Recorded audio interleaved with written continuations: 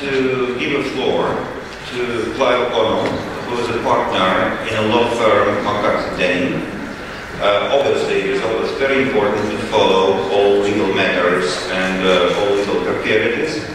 Clive is a very well-established and well-known specialist in the ILS field. You will be interested to know that some years ago, he was named amongst one of 50 most influential people in insurance by Insurance Day editor, being the only lawyer in this category. And as all my ILS colleagues can confirm and confess, we all know and trust Clive as one of the utmost specialists in the ILS field. So Clive, please. Kirill, thank you very much for that kind introduction. We've heard over the last day or so some really exciting talks from some very knowledgeable people explaining quite thrilling concepts in the area of sovereign risk transfer. And now it falls to me as a lawyer to talk to you about dull stuff. What I've got to tell you about is actually what is a cat bond? How does it work? And how can we be sure that it will work? Because these are rather important concepts. To do this, I need to go back to basics.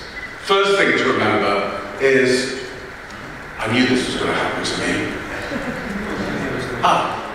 First thing to remember is insurance is the normal means of risk transfer. That's how we normally get rid of our risk. We offload it through insurance. But there are two key elements of insurance that make it not very useful for the type of risk that we're talking about. Insurance requires insurable interest. It also requires proof of loss. Now, insurable interest is a terribly important thing, because for an insurance contract without insurable interest is merely a wagering agreement. It's a bet. But with insurable interest, we have something you could lose. It actually becomes insurance. And that is key to the whole concept of insurance and how insurance is regulated and enforced throughout the world. So, in a sovereign risk situation, the government doesn't necessarily have an interest in everything that's lost. There are lots of people whose homes are being destroyed, and the government needs to protect them. The insurance gap means that those people aren't insured. We're trying to find a quick way to make sure that they are insured. And rather than going from the bottom up, trying to get insurance out to all those people, which will take years, if not decades, we're looking for a quick solution from the top down. And that means that governments come in who don't have insurable interest, and therefore insurance doesn't work as a solution. Also, the concept of subsidized insurance premiums sounds very attractive, but again, it doesn't work properly. Take, for example, somebody who has a small home on the beach, which gets swept away. And that small home on the beach might not have been worth very much money. You don't want to rebuild a small home on the beach or repair what's been destroyed. You want to house that person up in the hill in a building that is far more likely to withstand the next storm. Insurable interest means you can only recover what you have got. You can't recover more. So a sovereign risk transfer solution is better because it means that the government can do that rebuilding, can rehouse and relocate people. It's a far better way of tackling the problem. The next thing is delay. We heard yesterday that catastrophe insurance and reinsurance can get the bulk of claims paid within 3 months. Well, 3 months simply isn't fast enough. Insurance requires proof of loss. You've got to show what you lost. And the insurers have got to look at that. And insurers have to look at it carefully, because if they don't look at it carefully, their reinsurers are going to raise questions. So it takes time, and even though 3 months is a very quick process for doing all that claims adjustment, it's simply not fast enough. Because when a disaster happens, you need money now. You need money there to put people into tents, to feed them immediately, and to start the business of restoration. To inject money into an economy that's been devastated, to give people jobs, you need it straight away. And insurance can't do that. Insurance simply doesn't have the flexibility that is required for this process. Now I've worked out how it's done. So the solution is in cat bonds. Cat bonds developed to protect insurers and reinsurers against catastrophic losses. They were developed at a time when the insurance and reinsurance industry was thought to be insufficient in volume to deal with major catastrophes. They have been developed strongly since Hurricane Katrina in 2005 because insurance regulators love them. The reason why insurance regulators love them is that they produce money to the insurance industry from outside the insurance industry. There was not an accumulation of loss within the insurance industry, but also they respond immediately to losses and they are fully collateralized. Those are two key things that we're going to be looking at as we go on. As we've heard, they've been used in a number of instances already in governmental circles. I'll skip that to move on to the structure of a cat bond. Now this chart might look a little bit complicated, but let me assure you that cat bonds are really rather simple things. You start with the sponsoring government, and you have on the other side investors. What the investors do is they put up a large slug of money and they put it into a special purpose vehicle. A company established purely and simply for the transaction. And the money goes into that company. Now think of that company as an escrow agent, somebody who's going to hold the money for the duration of the contract. They're going to keep it there and look after it while the contract operates. Now, if at the end of the contract, after a year or after 36 months, there are no losses, the investors get their money back. And they also get the premiums that are being paid by the sponsor, and any investment income that's occurred in the meantime all goes back to the investors. They're very happy because they've made a decent amount of money, and the sponsor's very happy because they've had no catastrophes. That's all good. But in the event that a catastrophe does arise, the money held by the escrow agent in that collateral account is paid out immediately to the sponsoring government. There is no question, it's an automatic payment, it is quick, it is certain. And that is the key to this whole process. There is no need to prove a loss. There is no need to rely upon the goodwill of an insurer to pay up quickly. That money is certainly coming to you. And that is why a cat bond is a very, very useful vehicle. The money is held centrally by a neutral, objective third party who will pay it automatically if there's an event, or repay it to investors at the end of the term if there is no event. There are no questions other than that. If I can get one thing across this morning, it is that automatic nature of the payment that is key to this whole process, and it is why cat bonds are such a useful solution to the issues that you face. Now, I spoke about special purpose vehicles. This is one other thing I want to talk about in this area is protect and sell companies, because they do feature, and they're a useful feature of perhaps smaller or more cost-effective transactions. Instead of setting up a separate special purpose vehicle each time, various jurisdictions have developed a mechanism in which you regulate a holding body. That holding body has a number of cells within it. Each of those cells is fully independent, but within the framework of the whole. And it means that that company can let out any one of those cells at any time very, very quickly. The company itself is regulated. Each cell will be separately regulated, but each cell can be established quickly and regulated quickly with a minimum fuss. And this takes out a lot of the frictional cost of establishing cat bonds.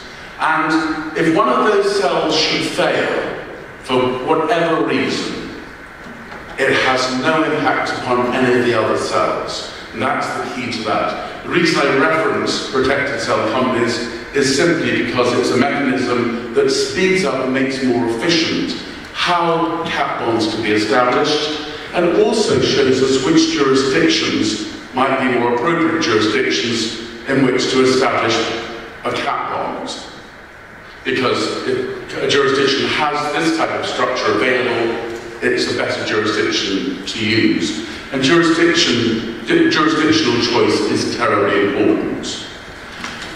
When looking for a jurisdiction, you're looking for a place in which the money will be held during the life of the cat bond. Therefore, it's got to be somewhere that the sponsoring government finds acceptable, and also somewhere that investors find acceptable. It's got to be somewhere where everybody has confidence that when the money is there, if the event happens, it will be paid out automatically. If no events happen, the money will flow back to investors automatically. And there are a number of things we look at in choosing jurisdictions. There's got to be a regulatory framework that is acceptable to everybody. There's got to be regulatory reputation. You can't do it in some country where there may well be interference with the regulator. As I said before, the structures have to be available. The regulators have to be swift and agile. You need experienced regulators who are capable of dealing with the establishment of a cat bond quickly. We can't have long delays because delays cost money, add to the frictional cost. We want somewhere where the regulators are going to know the product that you're establishing. And every cat bond is somewhat different, and therefore they need to be adaptable and flexible to accommodate those differences. The tax regime, the fiscal regime, has to be good. Quite simply, if the fiscal regime isn't structured in the right way, the investors will be paying tax twice on their profits. That will not be acceptable or attractive to investors. So one has to look for a system that enables tax to happen just once, not on the SPV and in the investor's hands, but hopefully just in the investor's hands. One needs a good legal regime. That is a regime which has a judiciary which understands these concepts, a legal profession that can argue cases about these concepts if necessary as a fallback, a legal system that is certain and predictable.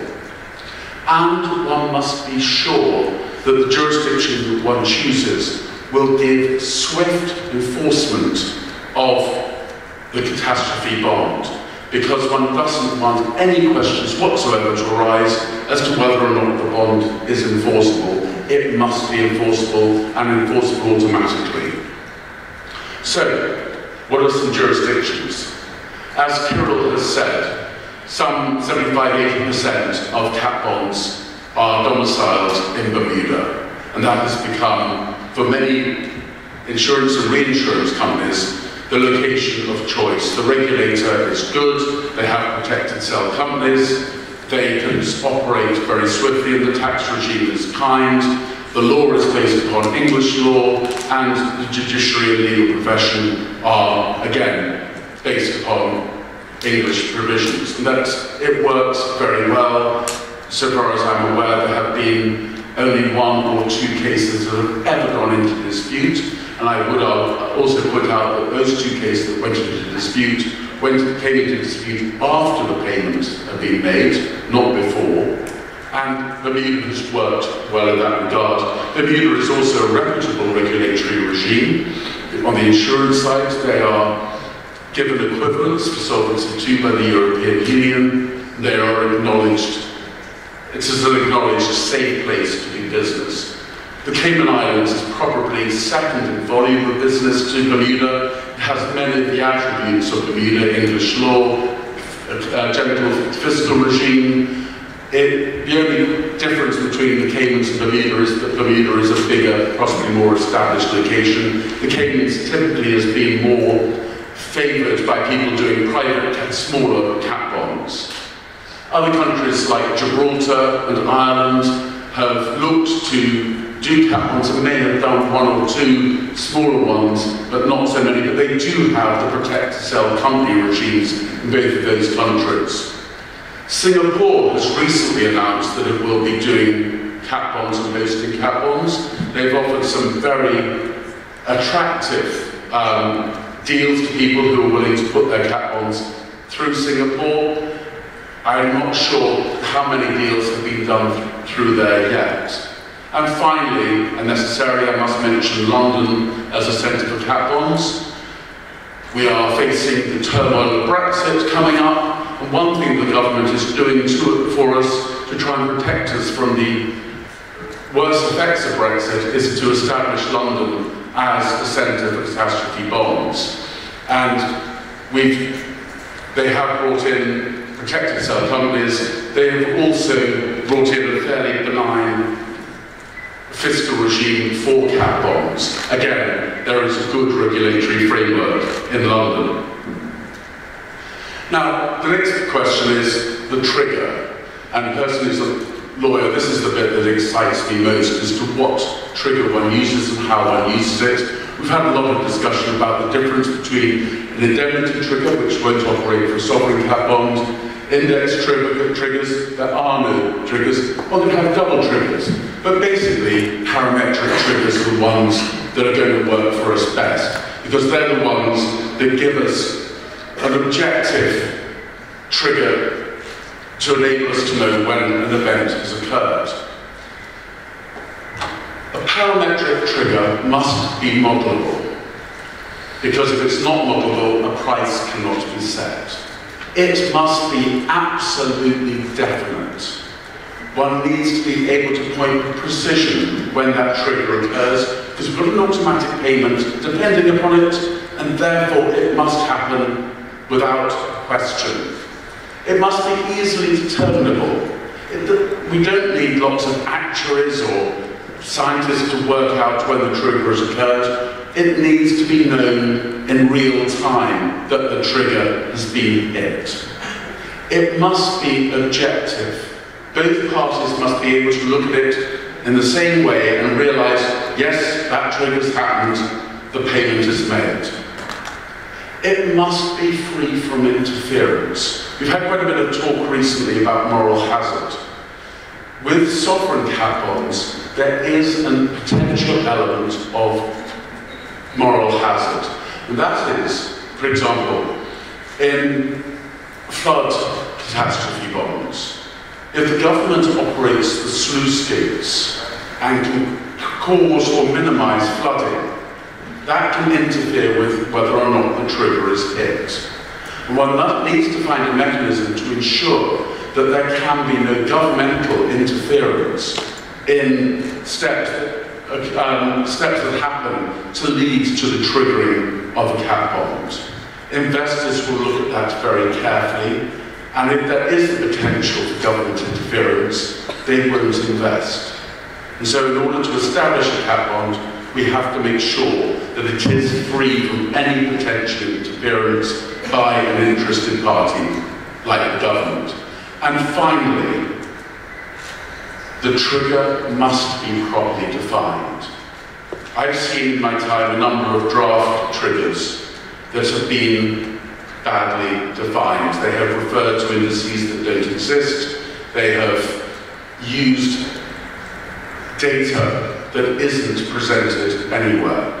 That doesn't help. We need to have something that is absolutely clear and properly worded, and then the catastrophe bond will operate smoothly, automatically, and will provide the recovery that the government needs in order to deal with the disaster within days or maybe even hours of that disaster hitting. And that's why catastrophe bonds are bought, and that's why we need them, and that's how the catastrophe bond must be structured. Thank you.